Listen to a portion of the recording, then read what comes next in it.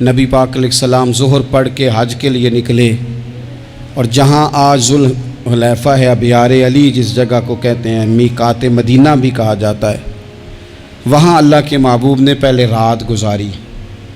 وہیں پہ نبی پاک صلی اللہ تعالیٰ علیہ وسلم نے احرام باندھا، حضور تشریف لے گئے۔ یہ حج قران تھا۔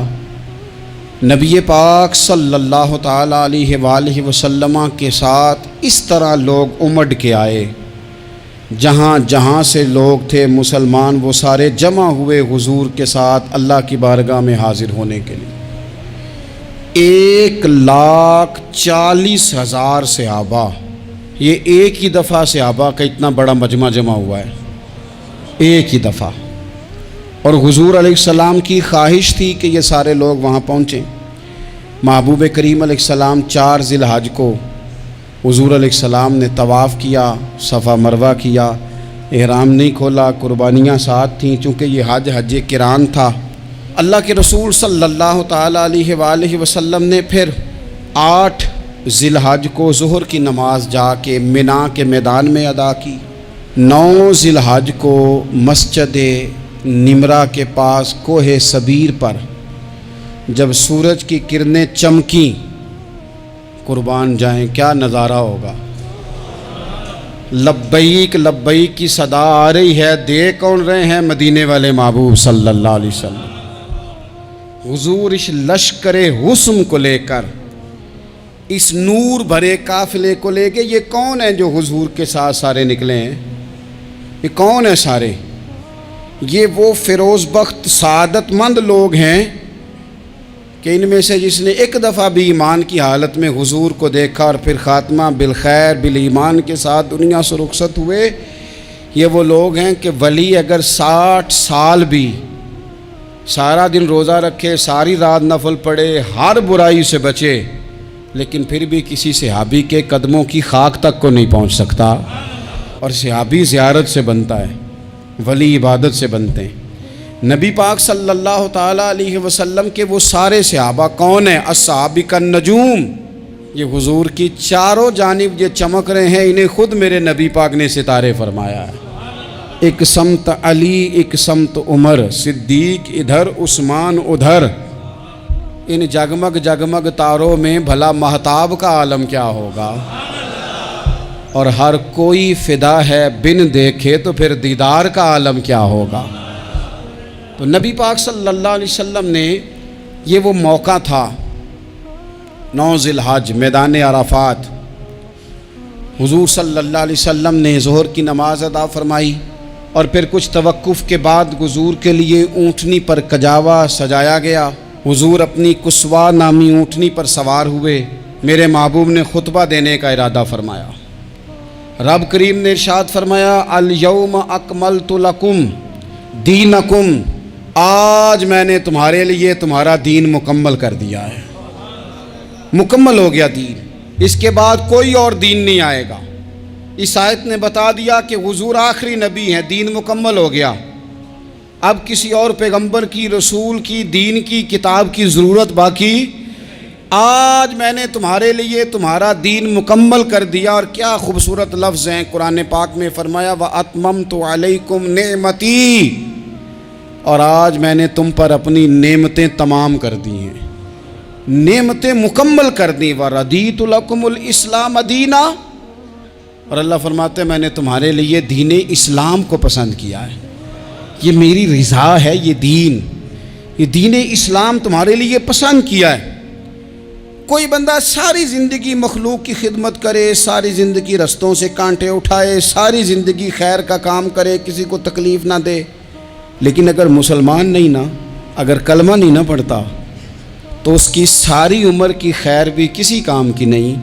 اس لیے کہ رب فرماتا ہے جڑ دین اسلام ہے، جڑ ہوگی تو پھر شاخیں قبول کی جائیں گی نا۔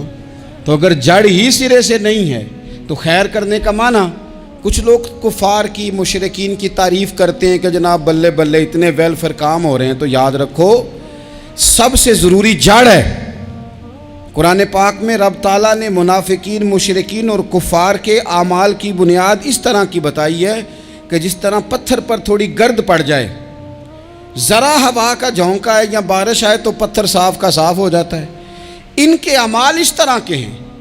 اس خیر کا کیا مطلب کہ جس خیر میں ایمان ہی شامل نہیں؟ جب تک بندہ مومن نہ ہو اس کا کوئی عمل بھی اللہ کی بارگاہ میں قابل قبول نہیں ہوتا۔ یہ آیت نازل ہو گئی، فرمایا دین مکمل ہو گیا۔ او میرے بھائیو، خدا را سوچو، کوئی شے مکمل نہیں دنیا میں، کوئی شے بھی۔ کروڑوں کا مکان بنا لو پھر بھی کوئی نہ کوئی نقص نکل ہی آتا ہے۔ کوئی دنیا میں شے مکمل ہے ہی نہیں۔ اگر کوئی شے مکمل ہے تو وہ مدینے والے رسول کا دین مکمل ہے۔ مکمل، جب ہم کہتے ہیں نا مکمل دین، تو لوگ سمجھتے ہیں تو شاید سادی سی بات ہے۔ یہ وہ والی بات ہے جو دنیا میں کہیں نہیں پائی جاتی۔ جب یہ آیت نازل ہوئی تھی نا تو بخاری میں موجود ہے، ایک بہت بڑا یہودیوں کا عالم حضرت عمر فاروق رضی اللہ تعالیٰ عنہ سے کہنے لگا، یہ جو تم پر آیت نازل ہوئی ہے نا کہ دین مکمل ہو گیا، یہ اگر ہم پر نازل ہوتی نا تو جس دن یہ آیت نازل ہوئی ہوتی ہم نے ہر سال اسی دن کو عید بنا لینا تھا کہ دین مکمل ہو گیا۔ الیوم اکملت لکم دینکم، دین مکمل ہو گیا، ہم تو عید بنا لیتے۔ تو حضرت عمر کہنے لگے ہم پر بھی بڑا فضل ہے، جس دن آیت نازل ہوئی تھی عرفہ کا دن بھی تھا اور جمعے کا دن بھی تھا۔ ایک نہیں دو عیدیں تھیں مسلمانوں کی، دو عیدیں تھیں مسلمانوں کی، دو۔ عزیز بھائی، دین مکمل اللہ نے دیا۔ اور حضرت عبداللہ ابن عباس رضی اللہ تعالیٰ عنہ نے تو ایک مقام پہ اس کا ذکر بھی کر دیا۔ جب ان سے کسی یہودی نے کہا نا یہ آیت ہمیں ملتی تو ہم عید مناتے، تو فرمایا تم ایک مناتے نا، ہماری دو تھیں اس دن۔ جمعہ بھی تو مسلمانوں کی عید کا دن ہے نا۔ بہت سارے لوگ ہیں بیچارے جو کہتے ہیں اسلام میں عیدیں صرف دو ہیں، اور وہ بھی صرف پریشانی انہیں عید میلاد النبی والے دن ہوتی ہے، اس کے آگے پیچھے نہیں ہوتی۔ حالانکہ نبی پاک علیہ السلام نے کہا ہر جمعہ بھی عید ہے، خود حضور نے فرمایا، لیکن وہ اڑ جاتے ہیں کہ نہیں عیدیں صرف دو ہی ہیں۔ بھائی آپ یہ کہہ سکتے ہیں کہ اسلام کی معروف عیدیں دو ہیں، اپنے معنی اور مفہوم کے لحاظ سے جس کو یوم عید کہا جائے وہ عیدیں دو ہیں۔ تو نبی پاک صلی اللہ تعالیٰ علیہ وسلم نے میدان عرفات میں خطبہ دیا۔ یہ جو واعظ و نصیحت ہے نا، خطبہ، تقریر، یہ دنیا کر رہی ہے، کرتی رہے گی، کرتی چلی آئے گی، اور اس کو میرے نبی پاک علیہ السلام نے پسند فرمایا۔ خیر کی بات کرنے والے کو حضور نے دعا دی۔ محبوب فرمانے لگے اللہ جو میری حدیثیں یاد کر کے آگے پہنچائے اس کے چہرے کو تر و تازہ رکھنا۔ یہ ابلاغ دین بہت بڑی بات ہے اگر کوئی خلوص نیت سے کرے۔ لیکن کائنات ارضی میں وہ جو حضور کا خطبہ حجۃ الوداع ہے، وہ دستور ہے، وہ منشور ہے۔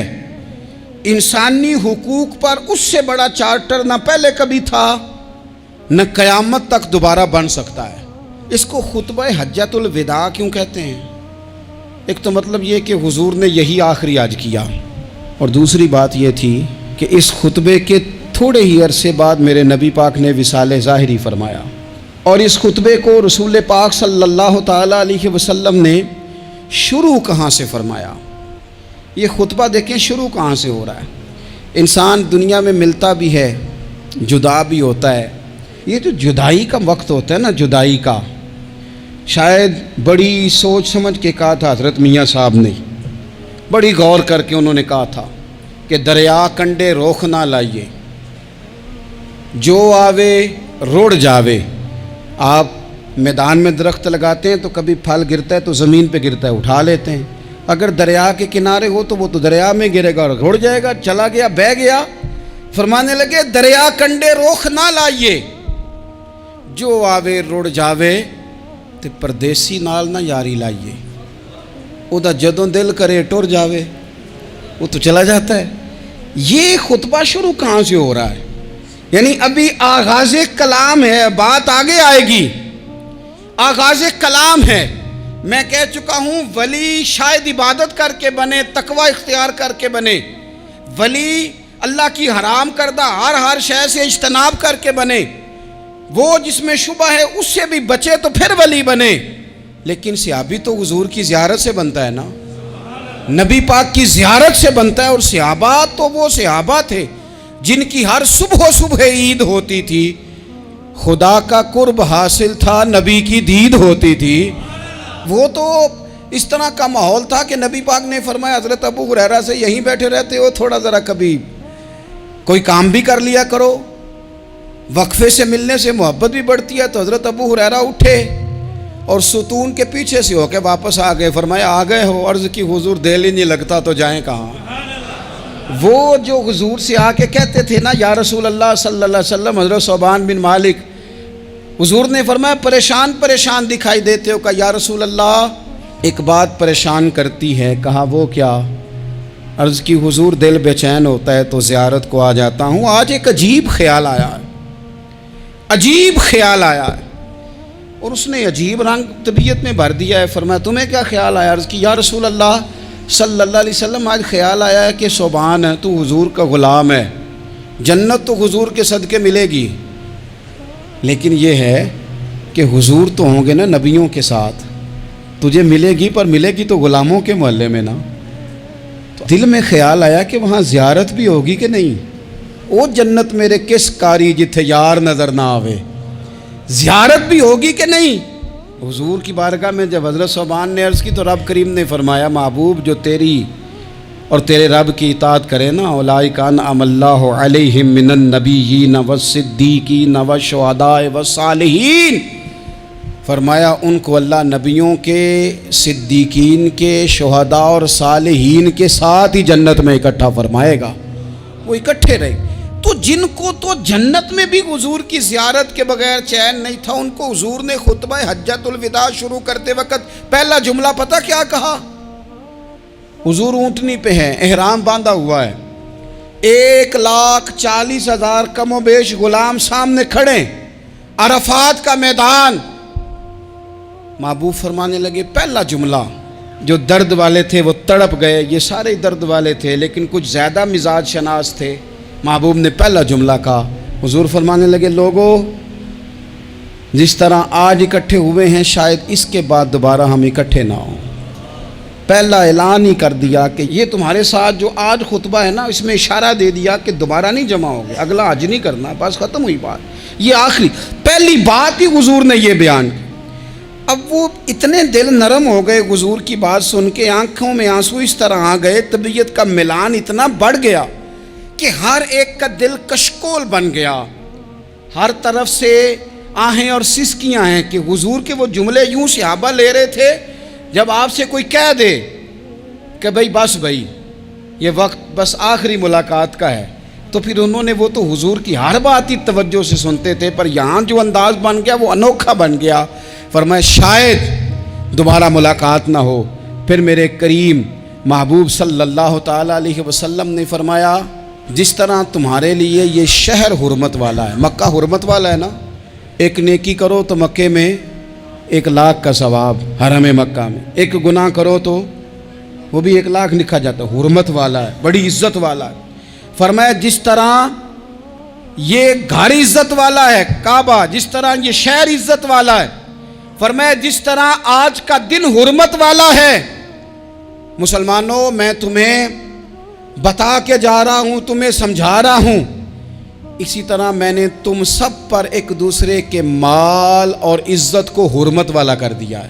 اور صحابہ کو نا حضور نے پہلے یہ سبق پورا حضور نے پوچھا، یہ بھی ذرا کمال ہے، یہ بخاری مسلم کی حدیث ہے۔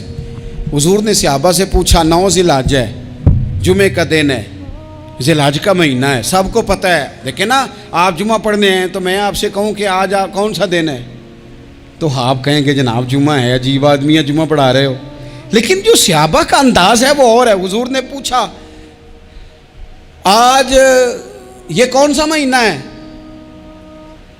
یہ ادب ہے، یہ مقام ہے، یہ وہ مقام ہے جہاں بہت سارے صرف عقل والے بندے جو ہوتے ہیں نا وہ بیچارے گرتے پھڑتے ہیں، کہتے ہیں جی بات آتی ہو تو بتانی چاہیے، یہ کیا بات ہوئی جی، بندہ بولے ہی نا، یہ کیا لیکن کچھ لوگ ایسے ہیں جن کا دھارہ ادب کچھ اور ہوتا ہے، انہیں ڈھیروں باتیں بھی آتی ہوں تو ہر جگہ بات کرنے کی نہیں ہوتی، سب جگہ کہانیاں سنانے کی نہیں ہوتی۔ حضور نے فرمایا کون سا مہینہ ہے؟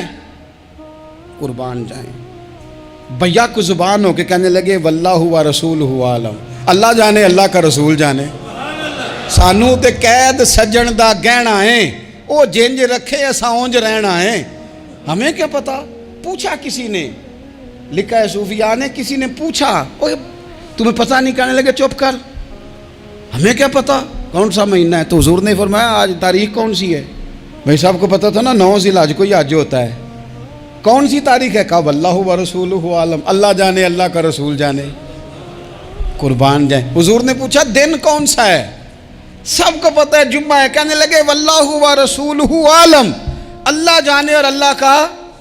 وہ صحابہ بتا کیوں نہیں رہے؟ تو اہل محبت کہتے ہیں صحابہ کا جواب یہ تھا ہمیں کوئی مہینوں سے غرض ہے، ہمیں کوئی دن سے غرض ہے، ہمیں کوئی تاریخ سے غرض ہے؟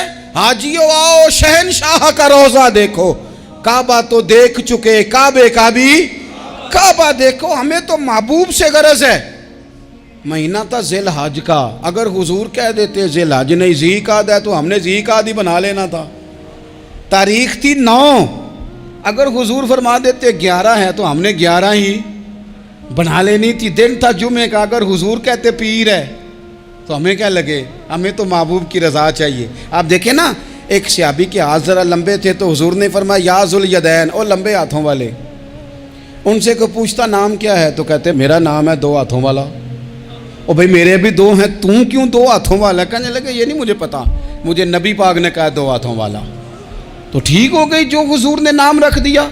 تو حضور سید عالم نے پوچھا، پھر حضور نے حرمت یاد کرائی، فرمایا یاد رکھو یہ دن بھی بڑی عزت والا ہے، جمعے کا ہے، یہ مہینہ بھی بڑی حرمت والا ہے، ذی الحج کا ہے، یہ تاریخ بھی بڑی حرمت والی ہے، لیکن فرمایا جس طرح اس دن کی، اس شہر کی، اس مہینے کی تم نے عزت کرنی ہے، اسی طرح ایک دوسرے کے مال کا، ایک دوسرے کی عزت کا تم نے پاس کرنا۔ مسلمان بھائیوں، خدا را یہ حضور کہہ رہے ہیں یار، نبی پاک نے کعبہ کے سامنے کھڑے ہو کے فرمایا بیت اللہ تیری بڑی شان ہے، تیرا بڑا مرتبہ ہے، لیکن فرمایا میرے مومن کی عزت رب کی نظر میں کعبے سے بھی زیادہ ہے۔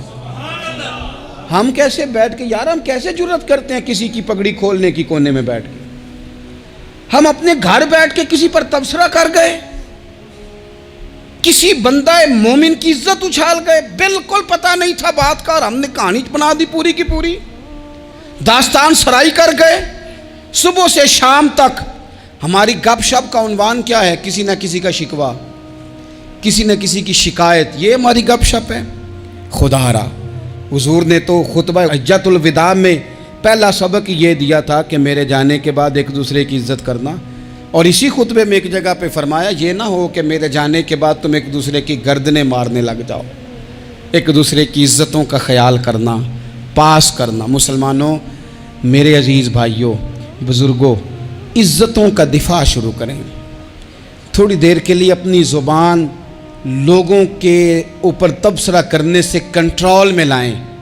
کچھ چیزیں ایسی، میں مختلف شہروں میں جاتا ہوں، جس شہر میں گئے وہاں لوگوں نے یہ کہا جناب یہاں جو مولانا ہے نا، بعض لوگ یہ باتیں بڑی چسکے لے کے سنتے ہیں، یہاں جو مولانا ہے نا وہ کچھ نہیں کرتے، آپ بڑے اچھے ہیں، یہاں جو پیر صاحب ہیں وہ بڑے گڑبڑ ہیں، آپ بڑے اچھے ہیں۔ تو میں ان سے کہتا ہوں کہ میں اس لیے اچھا ہوں کہ میں تھوڑی دیر کے لیے آیا ہوں، میں نے چلے جانا ہے۔ اور دوسری بات یہ کہ مجھے آپ جتنا مرضی اچھا کہہ لیں، میں نے رخصت ہو جانا ہے 2-3 گھنٹوں کے بعد۔ یہاں جس آدمی کا آپ شکوہ کر رہے ہیں نا، آپ اس کو جنازے کے لیے خبر کریں نہ کریں، اسے پتہ چل گیا نا محلے میں جنازہ ہو گیا، تو اسے کوئی کام بھی ہوا تو اس نے کہنا یار نہیں محلے میں فوتگی ہوگی، میں نے جنازہ پڑھانا ہے، اس نے جانا نہیں۔ تو کمزوریاں تو سب جگہ ہوتی ہیں، لیکن ان کمزوریوں کی وجہ سے آپس میں بغض پیدا کر لیا جائے گا۔ اور پھر کمال بات ہے نا کہ اپنی ساری کمزوریوں سمیت اپنے آپ سے پیار ہے، اپنے آپ سے محبت ہے، اور دوسرے کی ایک کا پتہ چل جائے تو ہمیں گھن آنے لگ جاتی۔ تو حضور نے خطبہ حجۃ الوداع کے موقع پر یہ بات ارشاد فرمائی۔ دوسرا حضور نے فرمایا لوگوں یاد رکھنا، یہ خطبہ حجۃ الوداع میں نبی پاک نے فرمایا، یہ حضور خطبہ دے رہے ہیں، اور اس وقت دے رہے ہیں جب حضور صحابہ کو بتا چکے ہیں کہ یہ آخری ملاقات ہے، یہ دور دراز سے آئے ہیں، ان کو بتایا ہے کہ یہ میری تمہاری جو مجلس ہے، جو محفل ہے، جو تم سے بات ہو رہی ہے، یہ آخری ہے۔ محبوب فرمانے لگے لوگوں یاد رکھنا قیامت قائم ہوگی۔ ان جملوں کا حسن ملاحظہ کر لیں۔ فرمایا قیامت قائم ہوگی، تم اپنے رب سے ملاقات کرو گے اور فرمایا تمہارا رب تم سے تمہارے اعمال کے بارے میں پوچھے گا۔ یہ خطبہ حجۃ الوداع میں کریم نے فرمایا، صبح تم اٹھے کیا عمل کیا، اللہ پوچھے گا۔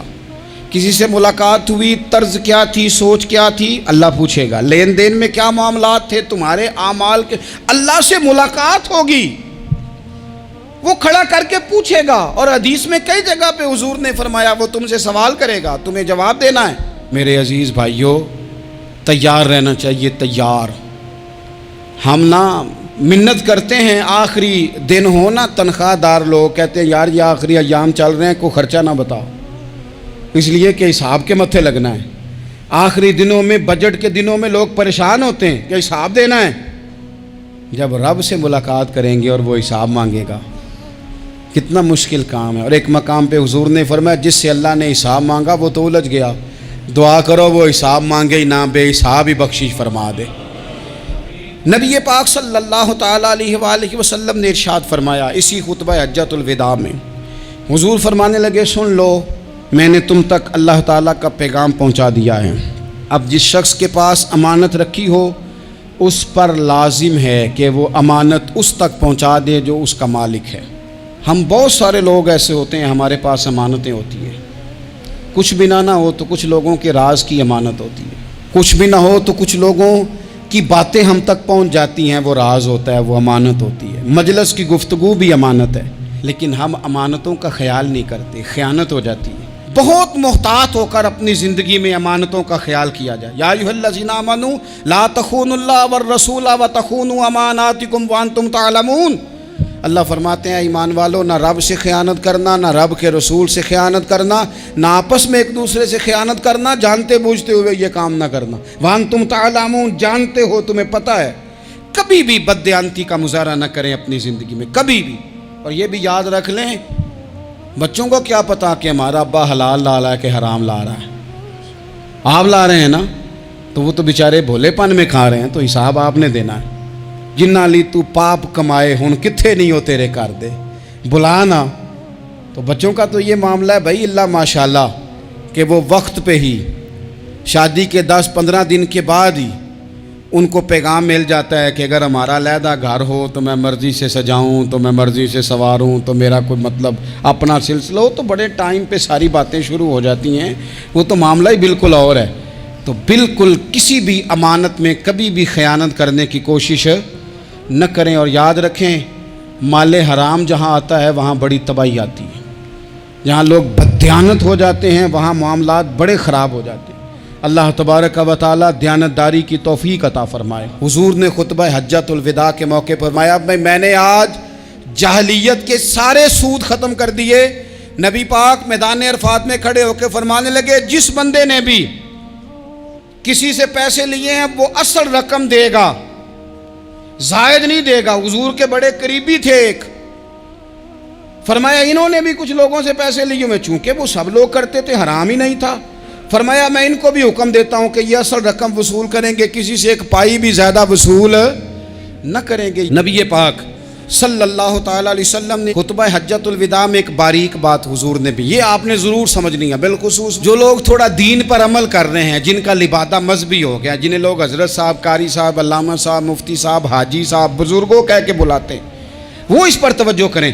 میرے نبی پاک صلی اللہ علیہ وسلم نے خطبہ حجۃ الوداع کے موقع پہ ارشاد فرمایا لوگو، شیطان اب مایوس ہو گیا ہے، وہ تم سے بتوں کی پوجا نہیں کرا سکے گا، ہاں وہ تمہیں چھوٹے چھوٹے گناہوں میں مبتلا کرے گا، وہ تم سے چھوٹے چھوٹے عیب کرائے گا، تم سمجھو گے یہ تو غلطی کوئی نہیں، فرمایا اس سے بچ کے رہنا۔